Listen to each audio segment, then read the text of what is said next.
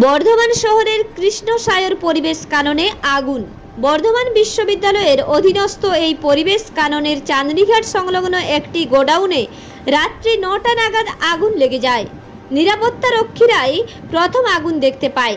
তারা আধিকারিকদের খবর দেন। খবর পেয়ে দমকলের দুটি ইঞ্জিন এসে আগুন নিয়ন্ত্রণের চেষ্টা করেন।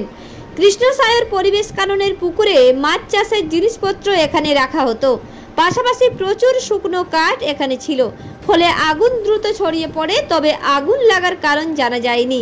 কৃষ্ণসায়র পার্কের চাঁদনীঘাটের দিকে যে গেট আছে তার সংলগ্ন একটি ঘরে প্রথমে আগুন দেখতে পায় স্থানীয় নিরাপত্তা রক্ষী এবং এলাকার কিছু মানুষ, এবং তার সাথে সাথেই খবর ছড়িয়ে পড়ে।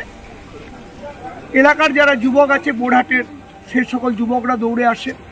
তারা আগুন নিয়ন্ত্রণে আনার চেষ্টা করে, স্থানীয়ভাবে তাদের পাইপলাইন দিয়ে জল দিয়ে এবং বালতি করে জল দিয়ে। কিন্তু আগুনের গতি এত বেশি ছিল, সেটা ক্রমাগত প্রসারিত হতে থাকে, বিস্তারিত হতে থাকে, সংলগ্ন এলাকায় ছড়িয়ে পড়ে। আমি খবর পাওয়ার পরই বর্ধমান থানার আইসি সাহেবকে ফোন করি এবং উনি সঙ্গে সঙ্গে ফায়ার ব্রিগেডে ফোন করেন। এলাকার অনেকেও ফায়ার ব্রিগেডে ফোন করেছিলেন।